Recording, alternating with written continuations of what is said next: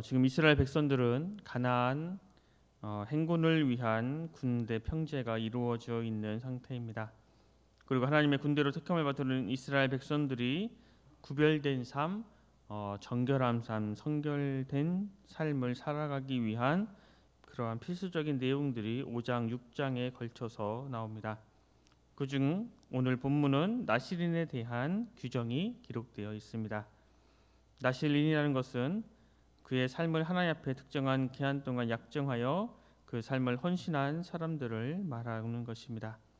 오늘 본문에서는 특별히 그 나실인이 하나님 앞에 서원했던 시간이 다 차서 그 헌신의 기간을 마무리할 때 어떻게 하는지, 어떻게 해야 되는지 기록되어 있습니다. 우리 본문 13절 말씀을 함께 읽겠습니다. 13절 말씀입니다. 나실인의 법은 이러하니라. 자기의 몸을 구별한 날이 차면 그 사람을 회막문으로 데려갈 것이요. 13절에서 자기 몸을 구별한 날이 차면, 이 말은 이제 서원했던, 자기가 나실인으로서 서원했던 그 기간을 마치게 되었을 때 그때를 이야기합니다. 그리고 그렇게 자기가 서원했던 그 기간을 마치게 되면 그 사람을 회막문으로 데리고 가라고 말하고 있습니다. 그 이유는 여호와께 헌물을 드리기 위해서, 즉 하나님께 제사를 드리기 위해서입니다. 14절에서 22절까지 말씀은 서원 기간을 마친 나실인이 하나님께 드려야 하는 제사와 그 제물에 대해서 기록하고 있습니다. 하나님께 드리는 제사는 5종류가 있습니다. 번제, 소제, 화목제, 속죄제, 속건제 5종류가 있는데, 나실인이 드려야 하는 제사는 자기의 자기의 몸을 구별한 날이 찬 서원했던 기간을 마치게 되었을 때에 드려야 하는 그 제사는 이 중에서 속건제를 제외한 번제, 소제, 화목제, 속죄제 4가지 제사였습니다. 근데 우리가 여기서 조금 더 살펴보아야 할 제사는 바로 속죄제입니다. 나실인은 서원 기간 동안 어떠한 삶을 살았습니까? 포도주와 독주를 금했고 머리를 깎지 않았어야 했습니다. 그리고 설령 부모나 형제가 죽었다 할지라도 가지 못하는 것처럼 아주 까다로운 규정을 지켜야 했고, 만약 이를 지키지 못했을 때에는 지금까지 모든 기간은 다 무효가 되고 다시 처음부터 시작해야 했습니다. 이처럼 철저히 하나님 앞에서 구별된 또 거룩한 모습으로 살아가야 했던 사람이 바로 나실인이었습니다. 근데 그처럼 철저하게 하나님 앞에서 구별된 거룩한 삶을 살았음에도 불구하고 서원 기간을 마친 그 나실인은 제일 먼저 하나님께 속죄제와 번제를 드렸습니다. 이는 아무리 하나님께 헌신하고 세상과 구별된 삶을 살았다 할지라도 전혀 죄를 짓지 않고 살아간다는 것은 불가능하다는 것을 의미하고 있습니다. 서원 기간을 마친 나실인은 그는 여전히 하나님 앞에서 나는 죄인입니다라는 것을 인정해야 평생 하나님 앞에서 세상과 구별된 삶을 살아갈 수 있는 것입니다. 우리도 역시 마찬가지입니다. 우리는 예수 그리스도의 보혈로 인해서 이제 죄의 권세를 벗어났습니다. 혹 그렇다 할지라도 우리의 실체는 나약하고 또 죄를 지을 수밖에 없는 죄인임을 인정하지 않는다면 우리는 교만한 마음에 우리는 언제든지 주님이 아닌 세상을 향해 나아갈 수밖에 없게 됩니다. 우리의 나약함을, 우리의 연약함을, 우리의 죄성을 고백하며 나아갈 때에 우리를 품어주시는 주님의 그 은혜가 없이는 우리는 하루도 살 수 없는 존재임을 잊지 말아야 합니다. 우리의 있는 모습 그대로, 우리의 나약한 모습 그대로, 우리가 죄를 품고 있는 그 모습 그대로 주님 앞에 나아갈 때에 우리 주님께서는 우리를 품어주시고 우리를 용서하여 주시고, 우리가 다시는 그런 죄의 길로 걸어가지 않도록 우리 주님께서는 우리를 인도해 주실 것입니다. 이어서 19절, 20절 앞부분 말씀을 제가 읽겠습니다. 자기의 몸을 구별한 나시린이 그의 머리털을 민 후에 제사장이 삶은 순양의 어깨와 광주리 가운데 무교병 하나와 무교전병 하나를 취하여 나시린의 두 손에 두고 여호와 앞에 요제로 흔들 것이며, 나시린은 이제 그동안 소중하게 기른 자기의 머리털을 밀고 그 머리털을 화목제물 밑에 있는 제단에 태웠습니다.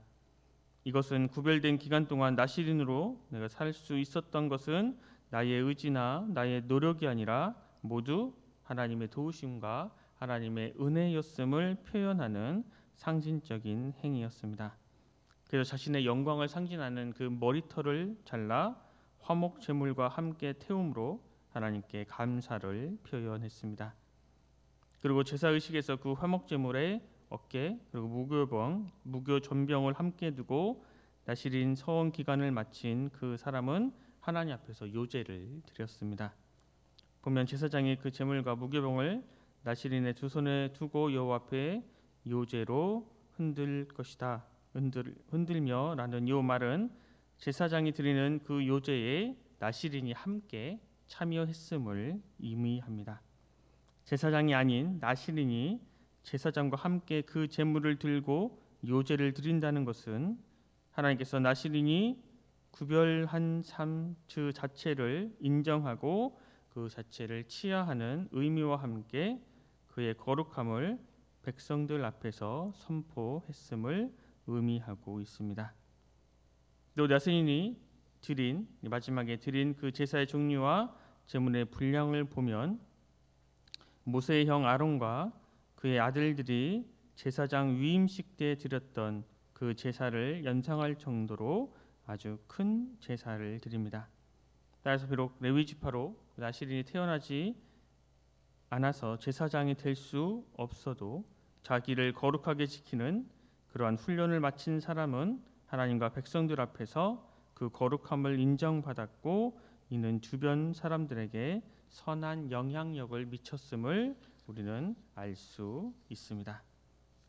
마지막으로 이제 22절에서 27절에 보면 소위 아론의 축복으로 알려져 있는 내용이 말씀하고 있습니다.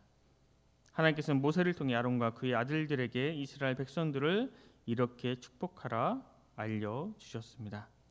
즉 대제사장인 아론과 그의 아들들이 복을 빌면 하나님께서 복을 주시겠다 말씀하신 것입니다. 하나님의 복음 다음과 같습니다. 여호와는 내게 복을 주시고 너를 지키시기를 원하며 여호와는 그의 얼굴을 내게 비추사 은혜 베푸시기를 원하며 여호와는 그 얼굴을 내게로 향하여 주사 평강 주시기를 원하노라. 하나님께서 주시겠다는 복은 무엇입니까?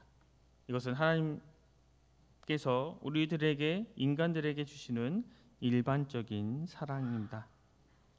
복을 주시고 지켜주시고 얼굴을 비춰주시고 은혜를 베풀어 주시며 얼굴을 향하여 주시고 평강을 주시기를 원하시는 하나님 아버지의 우리를 향한 일반적인 사랑입니다.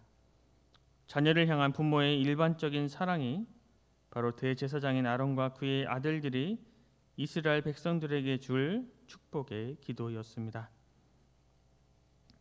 오늘 본문을 통해서 우리는 또 한 가지 생각해 볼 수가 있습니다.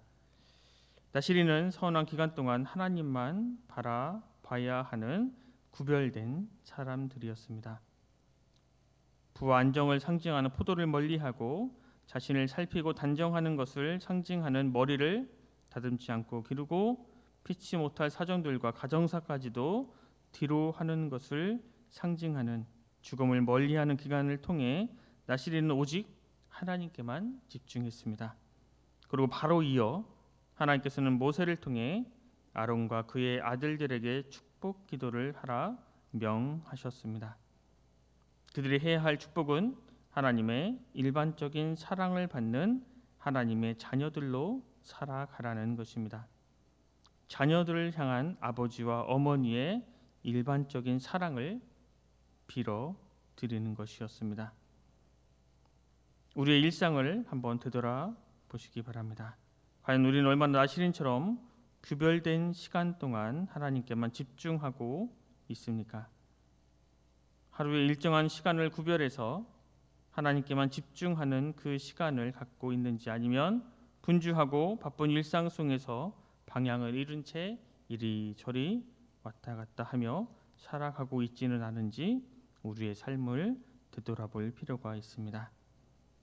우리가 인생을 살아갈 때에 세상의 그 어떤 것이 우리를 인도하고 우리와 함께하는 것이 아니라 오직 하나님만이 우리의 인생을 인도하는 돛이 되시고 가야 할 곳과 멈춰야 할 곳을 전하는 닻이 되시는 분은 오직 하나님 한 분뿐임을 우리는 잊지 말아야 합니다. 우리를 인도하시고 우리와 함께하여 주시고 우리를 온전히 인도해 주실 분은 오직 하나님 한 분뿐임을 잊지 않기 위해 우리는 우리의 일상에 나시린처럼 구별된 시간을 가지고 살아야 할 것입니다. 그리고 속도로 이 세상 사람들처럼 빠르게 속도로 살아가는 인생이 아닌 올바른 방향으로 살아가는 인생을 살아가야 합니다. 그리고 그 구별된 시간과 삶을 통해 하나님의 우리를 향한 일반적인 사랑을 기억하며 살아가야 합니다.